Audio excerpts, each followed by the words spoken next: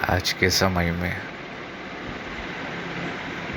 जो भी जाने माने प्रवक्ता,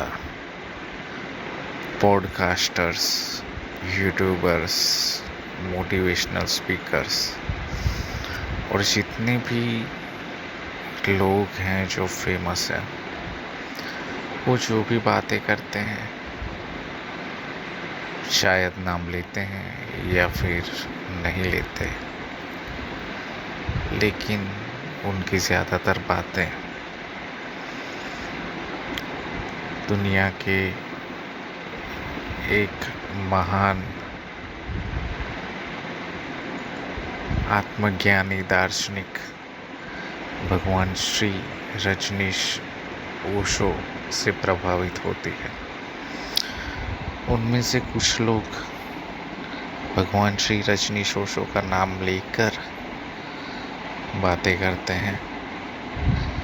कई लोग ये भी स्वीकार करते हैं कि उनके दिमाग में जो पहला छेद था वो भगवान श्री रजनीश ओशो ने किया था।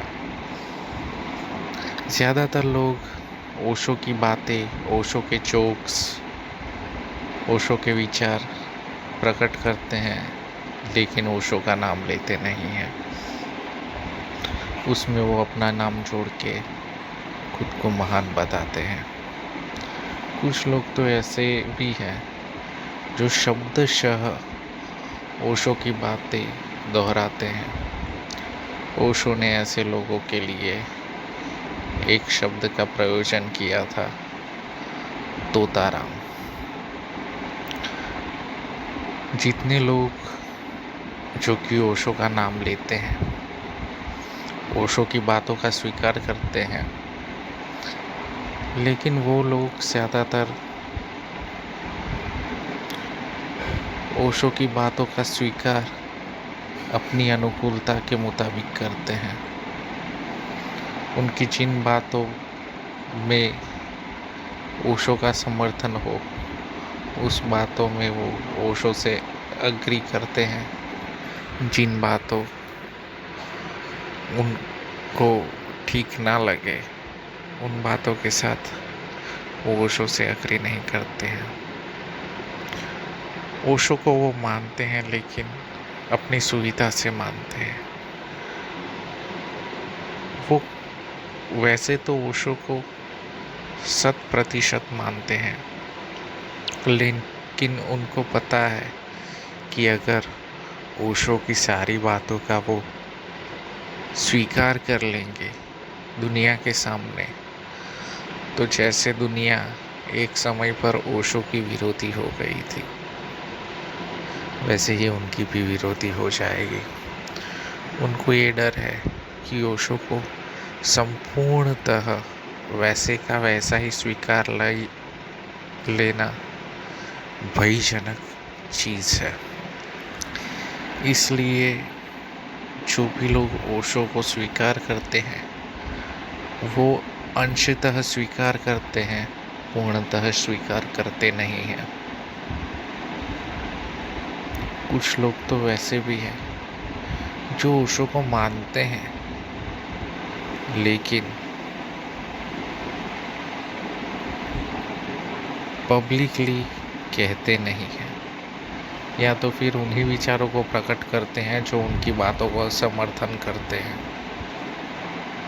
अगर आप ओशो को मानते हो, अगर आप ओशो को जानते हो, तो आपको ये बात भी माननी चाहिए कि ओशो ने खुद को भगवान घोषित किया था। जैसे श्री कृष्ण, श्री राम और जीसस क्राइस्ट, ये सब स्वघोषित भगवान थे, वैसे ही ओशो भी स्वघोषित भगवान थे। और जब ओशो की और बातें उन्होंने मान ली, तो फिर ये मानने में क्यों अड़चन है कि ओशो भगवान थे? भगवान होने की घोषणा और कौन कर सकता है खुद के अलावा? जैसे ओशो ने घोषणा की कि वो खुद भगवान है, ओशो ने ये भी कहा कि तुम लोग भी भगवान हो, लेकिन तुमको पता नहीं है और मैं जान गया हूँ।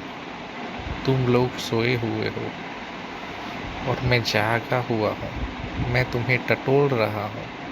मैं तुम्हें जगाने की संपूर्ण कोशिश कर रहा हूँ, लेकिन तुम एक मीठी नींद में सोए हुए हो और तुम्हें इस नींद में सोने का मज़ा आ रहा है और मेरी बातें तुम्हारे लिए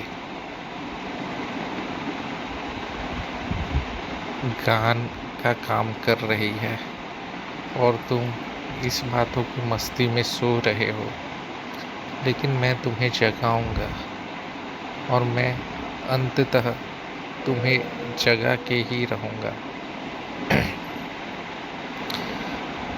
जब ओशो ने कह दिया कि वो भगवान है, तो आपको ये स्वीकार करने में क्या अड़चन है कि वो भगवान है?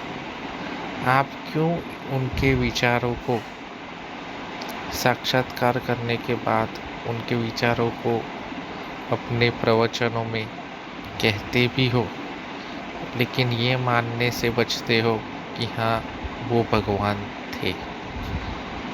तुमने ये भी स्वीकार कर लिया कि ओशो पहले एक व्यक्ति हैं जिन्होंने आपकी बुद्धि में, आपके दिमाग में छेद किया, तो फिर आपको ये मानने में क्यों अड़चन है कि ओशो भगवान थे? भगवान श्री कृष्ण ने अर्जुन को ज्ञान दिया तो गीता बन गई। ओशो ने हजारों लाखों लोगों को ज्ञान दिया, फिर भी लोग उन्हें सिर्फ एक दार्शनिक या एक फिलोसोफर की नज़र से देखते हैं, जबकि ओशो ने खुद कहा है कि वो भगवान है, उन्होंने भगवत्ता प्राप्त कर ली है।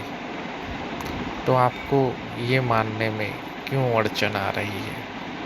अड़चन ये आ रही है कि आप तथाकथित फेमस हो गए हो, और जब आप ओशो का नाम लेके फेमस हुए हो, लेकिन आप अपनी फेम गंवाना नहीं चाहते हो, और आपको पता है कि अगर ओशो की बातों का 100% स्वीकार कर लिया और ओशो की बातों को वैसे ही कह दिया जैसे कि वो है, तो आपका भी शायद वही हाल होगा जो और आत्मज्ञानी लोगों का हुआ था, जो बुद्ध का हुआ था, अरस्तु का हुआ था, जीसस क्राइस्ट का हुआ था, या कृष्ण का हुआ था। इसीलिए लोग बचते हैं ओशो को 100% मानने के लिए। ओशो को 100% ना मानना ऐसा ही है जैसे कुछ लोग हार्डकोर नॉन वेजिटेरियन होते हैं, कुछ लोग ग्रेवी खा लेते हैं, चिकन नहीं खाते, कुछ लोग सिर्फ कुछ दिन के लिए चिकन खाते हैं, मंगलवार, शनिवार, गुरुवार को नहीं खाते। कुछ लोग सिर्फ अंडा खाते हैं और कुछ लोग सिर्फ कुछ दिन अंडा खाते हैं, कुछ दिन नहीं खाते। आपने एक सुविधा कर ली है ओशो को मानने के लिए, और आप ओशो का उपयोग कर रहे हैं अपनी सुविधा से अपने आप को फेमस करने के लिए। लेकिन ये बहुत बड़ा पाप है खुद के प्रति, ओशो के प्रति और पूरी मानवता के प्रति।